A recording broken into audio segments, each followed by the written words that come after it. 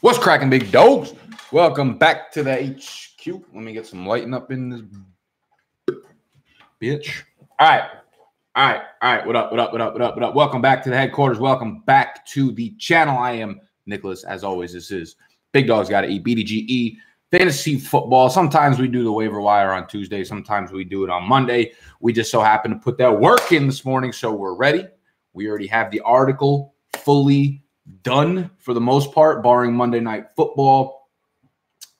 Y'all can get access to the full article, the full write-up on Patreon, patreon.com/BDGE. What's up, ugly dude? What up, Muhammad? What up, XD2 Tone? Malx, Daniel, Danny McKinn was good, baby. Nicholas and Pat22 Nasty. Grab Brian Hill on a hunch before kickoff. I did that as well. I'm in 3 redraft leagues. And I grabbed Brian Hill last week in 2 of them, the Big Dog Staff League and the NYC League. I wish I had fucking done it for the E-Town Get Down. Who's calling me from Indiana right now? One of you fuckers? Anyways, so we're talking waiver wire as we always do at this portion of the week. And if you enjoy the video, make sure you hit that thumbs up button. If you're new to the channel, make sure you subscribe. We got fantasy football nonsense 6 days a week. If someone wants to be a fucking absolute legend out there and throw the timestamps in underneath, you know, as you're watching, maybe just write a tick, be like, yeah, Derek Carr, 2 minutes and 14 seconds, and then throw it in the comment section afterwards. I would fucking love you forever and ever and a long,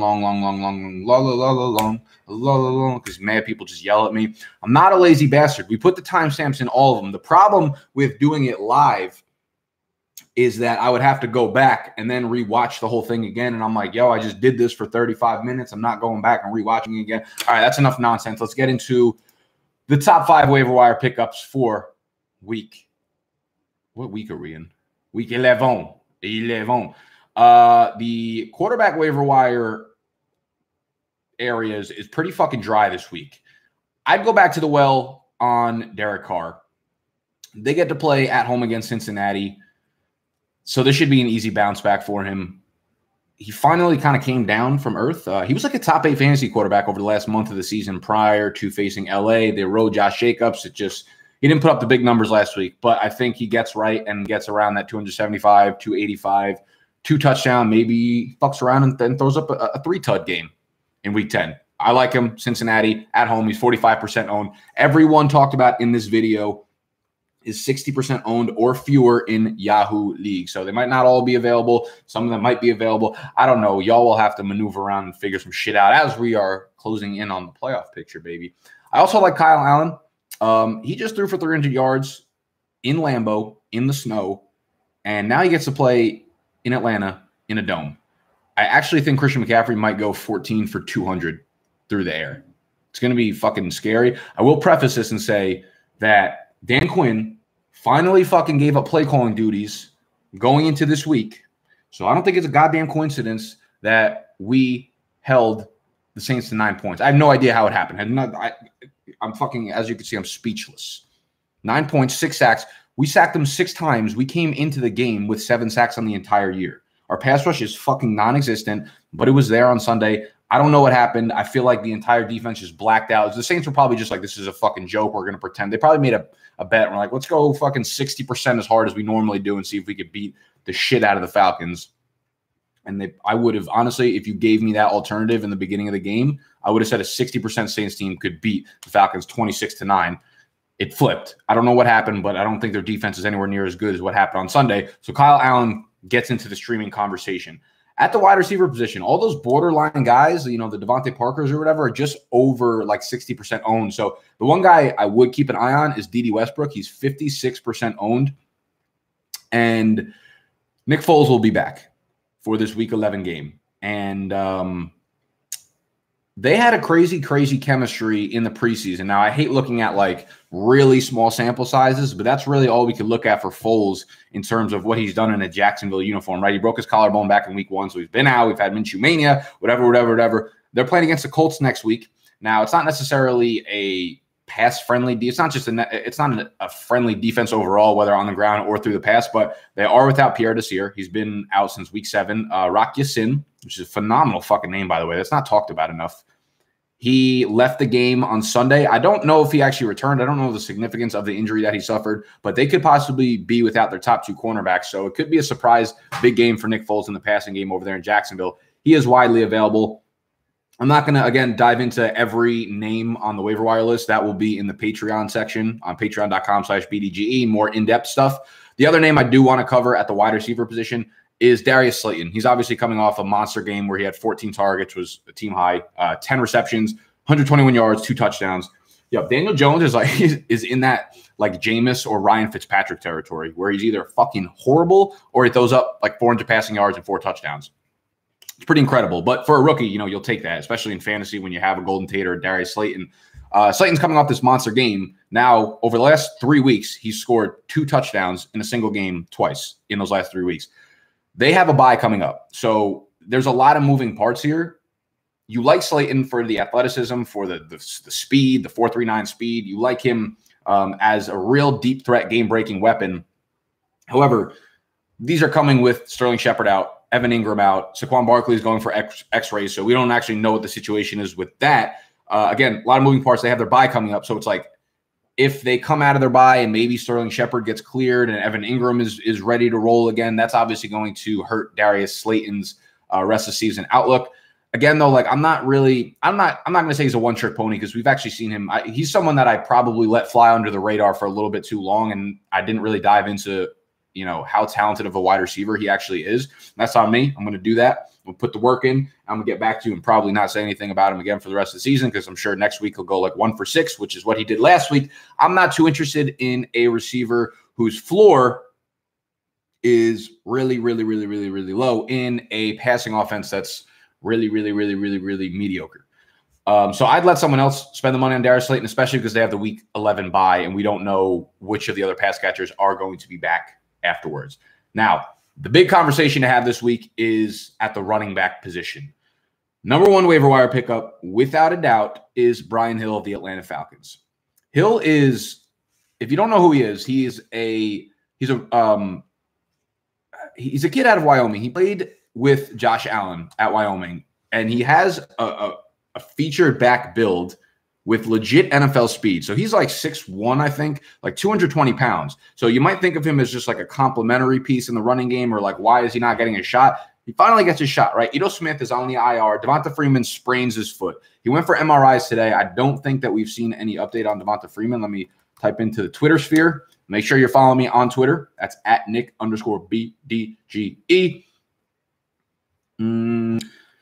Nothing new. So he was ruled out for the rest of the game. He didn't finish. He's got a foot sprain. Dan Quinn came out and said we'd be very comfortable using Brian Hill as our lead back. Now, this Falcons run offense has been pretty miserable, but Brian Hill brings a skill set and a workhorse size and speed. 6'1", 219. I have the player profiler up now. 4.54 speed, which puts him in the 73rd percentile for weight-adjusted speed score. He's a guy that can contribute on all 3 downs. That's why you like him. He's not just a 2-down grinder in a running offense that is not good because the Falcons offense has been terrible. The big thing here is that he takes over as like the featured workhorse. And he had 20 carries, including a 10-yard touchdown catch. So he's usable on all 3 downs. And if he's going to get the workload in this offense, which on paper should continue to be explosive, he is someone that could, I don't know if I'm going to go as far as say win leagues, but he could really, really be like a set it and forget it RB2 if Devonta Freeman misses time. Now, like I said, I picked him up in 2 out of my 3 redraft leagues last week just because Ito Smith was out. And I was like, you know what? Devonta Freeman is due for a fucking injury. And it happened, obviously. So Brian Hill becomes the guy there. I would spend like whatever the fucking fab I have left on him, $25, $35. Yes, he is the number 1 waiver wire pickup. Looking at the schedule rest of season, they do play Tampa Bay, which is obviously a very tough run defense. They play New Orleans, but he just had his 20 touchdown game against New Orleans, so I'm not too nervous.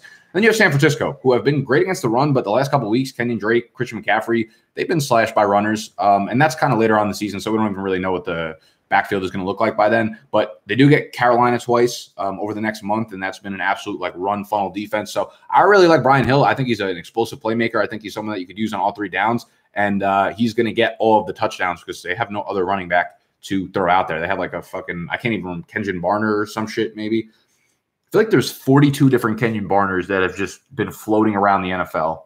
Like, and NFL teams just keep using like second and third round picks on these guys that they use for like 4 plays a game, if that, for 4 years at a time, and then let Kenyon Barner go somewhere else, and then they pick up the fucking Tavon Austin and they do the same shit. It makes no sense. I don't know what's going on. So Brian Hill, number 1 waiver wire pickup this week. Duke Johnson, I'm surprised to see, is 59% owned. So he kind of falls into this category. I would go pick him up if you have if he's on your wire. Darius Geis is the other guy that I'm absolutely looking to blow a little bit of my load on if you have anything left over from Brian Hill. He's coming back. He's only 37% owned. I'm really surprised at that. He's going to lead this backfield, I think, for the remainder of the season. They need to see what they have in this guy. And he has not played since week 1 when he carried the ball 10 times. He saw 3 targets. So these running backs are very involved in Washington. Since Callahan took over, that's all they want to do is give the ball to their running back. They've named Dwayne Haskins a starter for the remainder of the season. Rest in peace, Terry McLaurin. I'm so fucking pissed about that because McLaurin was about to go nuts, about to go fucking nutty for the remainder of the season because the schedule was ridiculous. But it's going to be terrible. Now, he should be back to 100%. I mean, he's gotten the necessary cleanups that he's needed, and he's given them ample time to recover his knee, and I think he'll be ready to roll, and they're going to put him into big workloads. I don't care what AP has done. AP is not the future. They need to see what they have in this tandem of Haskins and Geis, and I think that's what we're going to see. So Darius Geis gets on there. A couple other names on the list that you can go check out on Patreon. Kalen Ballage, literally the worst 24-touch performance probably in the history of the NFL. I think Chase Edmonds, this is probably the time to stash Chase Edmonds because David Johnson, they need to fucking put him in. He needs to start negotiations with the XFL or some shit. He needs to be put on the IR. He's doing nobody a fucking favor right now. He looks like if you told me David Johnson was 44 years old right now, I'd believe you. I don't think he's made a guy miss a fucking tackle on a run since 2015. It's ridiculous. Wayne Gallman, depending on Saquon Barkley, obviously a name to monitor. So those are the wide receivers. Tight end is very bare as well. I think Mike Gesicki should be owned, even though he had a down game. He's still going to be super involved, given that Preston Williams is out for the remainder of the year. OJ Howard had a little bounce spike, but they play against the Saints, who have been absolutely dynamite against opposing tight ends. They do have a lot of favorable matchups left on the schedule. OJ Howard's only 40% owned right now. His remaining schedule does have Atlanta, Indianapolis, Detroit, and Houston in the playoffs. So probably some spots that you could pick up OJ Howard and actually use him in. So Gesicki, OJ Howard. I don't hate Darren Fells. I know he's kind of touchdown dependent, but I don't hate that when you're tethered to Deshaun Watson. TJ Hawkinson has been getting more and more involved. 13 targets over the last 2 weeks for Detroit. 50 receiving yards, over 50 receiving yards averaging in that time span as well. They get Dallas in week 11, who have been pretty friendly to fantasy tight ends, 7th most fantasy points allowed to the position. Jack Doyle is also very interesting if T.Y. Hilton and Paris Campbell both miss next week, and hopefully Brissett will be back. But nothing urgent in terms of tight ends, because last week fucking Gerald Everett was under 60% owned somehow. And Noah Fant, interesting. Brandon Allen, not interesting. So there's a little bit of a conundrum there. You can't really bank on Fant. I mean, Fant's either been more involved or he's made enough big plays to where it's masking his lack of involvement over the last few weeks since Emmanuel Sanders has been gone. They're in desperate need of some kind of explosive playmaker in that offense, especially in the passing game. Fant could be that guy. I just think, again, he has a low floor. But when you're streaming tight ends, I would argue that, every tight end that you're going to find on the wire has a very low floor. So you might as well go for the athletic guys with upside that can have yak and make those explosive plays, because they're all going to go fucking 3 for 20 sometimes, but not all of them have the capability of going 3 for 80 and a touchdown like Fant has. So Fant, Gesicki, those athletic guys are the ones that you probably want to look for. Streaming tight end or streaming defenses. We nailed last week. We had Baltimore, we had Green Bay, we had someone else. It was 24 points, 8 points, 8 points. And you guys get the first look. I put this thread on Twitter, and then people get mad because I put it like after the waiver wire pickups. But like bench, I put it in my YouTube videos, and I put it on patreon.com/BDGE. It ain't my fault you don't pay attention. Turn your brain on. Turn your brain on, people. Defense. This is not a great week for streaming. My favorite stream right now would be actually the Raiders. The Raiders are 3% owned, so they're almost definitely available in your league. That team overall they're clicking right now. They're playing at a much higher level than we had seen in the beginning of the year. They're playing against Cincinnati. They are 10.5-point favorites. We just saw Cincinnati let up 2 defensive scores to the Baltimore Ravens, and they are at home in Oakland. So they are a great streaming option. Jacksonville is 51% owned if Brissett is out again, if he misses more time, which I believe a report just came out. If he practices fully on Wednesday, then he will be playing this week. Let me confirm.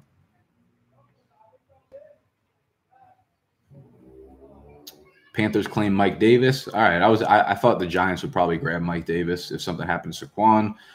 Jacoby Brissett will start this week if he's a full participant in practice Wednesday. That's a very specific thing that you have to be. I don't know why that's the case here, but you heard the man. So if Brissett is not a full participant on Wednesday, that means he probably will not be starting for the Colts in Week 11, which means Jacksonville becomes a very, very, very, very, very good streaming option on the defensive side of the ball. And then you have Carolina, 54% owned. They were playing against Atlanta in Carolina, 5.5-point favorites, 50.5-point over-under. So that's a high total for the fact that they're only 5.5-point favorites. I don't really love Carolina as a streamer, but they fall into the rules category of taking teams that are favored at home, low over-under, but that's not it, with 50.5 points being scored in that game. So, again, don't love Carolina, but I really like Oakland, and they're almost definitely available in your league. The other guy I forgot to mention was probably J.D. McKissick. I'm not excited whatsoever about McKissick, but Ty Johnson is in this. He would have been another good fit in Detroit. Mike Davis would have been. Ty Johnson remains in the concussion protocol, so we saw J.D. McKissick have 10 carries and I think 7 targets. So he's super involved. He's not someone I'm looking to get fucking involved in my lineups this week, but I figured I'd touch on him real quick. Again, the entire full write-up. That was a quick video, huh? I'll take some Q&As on the YouTubes. But if you enjoyed the entire video, make sure you hit that thumbs up. Make sure you subscribe to the channel if you are new.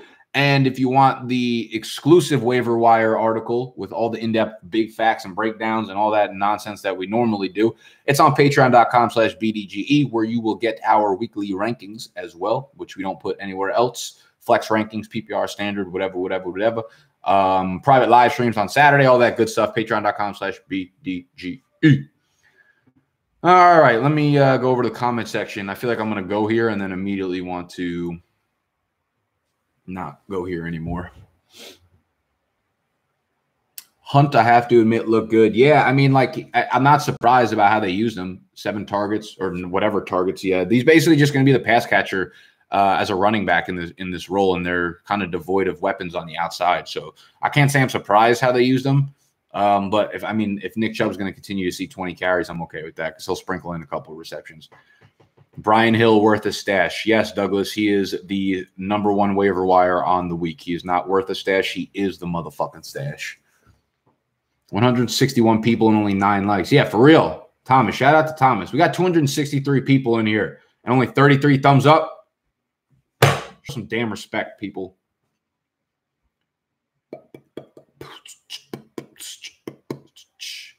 Should I pick up Brandon Cooks or Brian Hill this week? Brian Hill. Brandon Cooks needs to retire or some shit. Should I rage trade Cup? I like that, rage trade. Instead of fucking sell high or buy low, we're just going to go rage trade. No, don't rage trade Cooper Cup. Language, please, bro. Oh, fucking K. Thanks for your work. I appreciate you, CXK. Thoughts on Joe Mixon? I'm going to talk about Joe Mixon with Noah tomorrow on our trade targets video, and I'm actually still not sure what I want to do. Depending on Gio Bernard's injury, they say it's not supposed to be really long-term. It's not supposed to be a big thing. But if he misses time, I think that's the real reason why Joe Mixon really hasn't not that he hasn't balled out. He doesn't really have a ceiling at this point, but he'd be a lot more consistent because Joe Mixon and Gio are the only 2 running backs in that backfield that have even touched the ball this entire year. So if you give Gio's work over to Mixon, you're probably looking at someone in the Phillip Lindsay, Mark Ingram, David Johnson-ish fantasy spectrum where he's averaging, a healthy 13 or 14 points a game. Nick, a.k.a. the meme god. No, we actually got the whole – those aren't all me. We got the whole team just fucking thinking up memes all behind the scenes like all day. It's actually fantastic. Any thoughts on Terry Cohen? No. Renfro versus Bengals? Also no. Thoughts on AJ Green? Yeah, just go listen to any video I put out from May through August. Trade away Watkins for Geis. Yes, I would do that in a second, Steven. More into everyone except people who won't share their Netflix. Yes. It's my every morning. There's a lot of people I exclude in my good mornings. And people who won't give me their Netflix login is one of them. You fucks.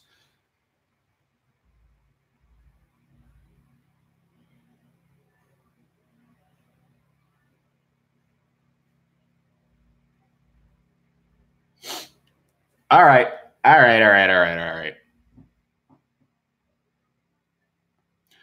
That's all we got for today's show. Yeah, a couple guys you could probably drop. You can drop Robbie Anderson right now.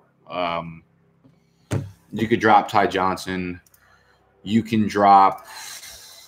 Let me go over to NFL teams page and then you just look at teams or.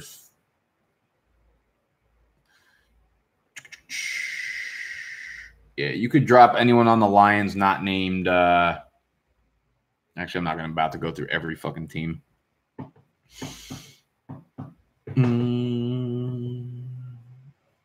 Actually, you know what? Y'all can ask me questions. Keep or drop right here. Drop McLaurin. Ah, fuck. God damn it. Why you guys actually got to ask me hard ones? Man, I would say if there's someone worth picking up, I'm okay dropping McLaurin because I have zero fucking faith that Dwayne Haskins is going to make him relevant in fantasy whatsoever, and it hurts a lot. Yeah, you could drop Chris Herndon for sure. Keep flexing Damian. Yeah, Damian looks like he's taking over as the absolute workhorse. Yes, you could drop. Any chance Hunt becomes a reliable RB2? He's someone that I think he'll give you RB2 weeks, but I don't like depending on only pass catching backs. Drop LaShawn McCoy. Yeah, I'm totally fine dropping McCoy. Oh my God. Drop AP. Yeah, I'm okay dropping AP. Drop Boyd for Fuller. Fuller's not the guy I would drop him for. Fuller's literally had one game, and that his entire fucking season is one game out of 7 games, and he gets hurt like every other year. So Fuller's not a guy I'm looking to go grab right now.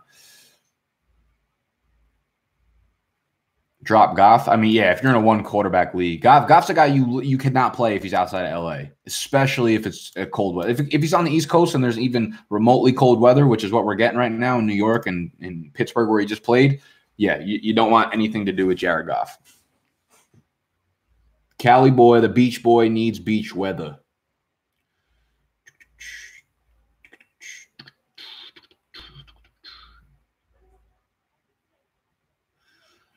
Drop Jalen Samuels. I would hold him until we know what's going on with James Conner, but yeah, he's absolutely droppable. Drop Watkins. I dropped him in week 6 and have not fucking looked back since.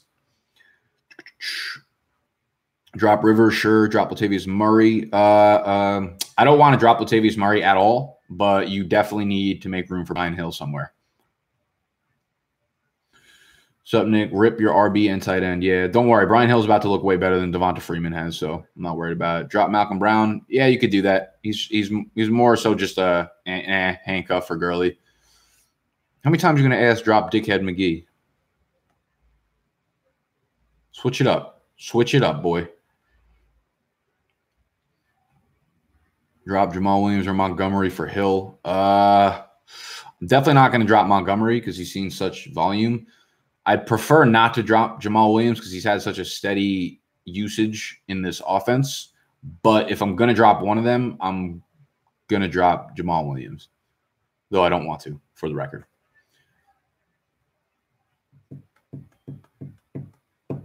Trade Diggs. Yeah, I've been trying to tell y'all. All right. Oh, yeah, you know what? Let's talk about maybe there's going to be some pickups from the game tonight, even though Metcalf, Lockett, everyone's pretty highly owned in that game so far. I would just say keep an eye on Pettis and Deebo Samuel, even though this is turning into like the Tampa Bay backfield, aka the Patriots backfield of wide receivers, where one, they don't produce outside of Emmanuel. So yeah, you know what? Just fucking don't listen to a damn word I said. All right, that's it. I'm out. Hit that thumbs up. Subscribe to the channel if you are new. We'll see y'all on Wednesday for our trade talk Gates video. We got a fucking phenomenal Fade the Public video coming out on Thursday. It might be the best video that we've ever done. It's going to be incredulous. Peace.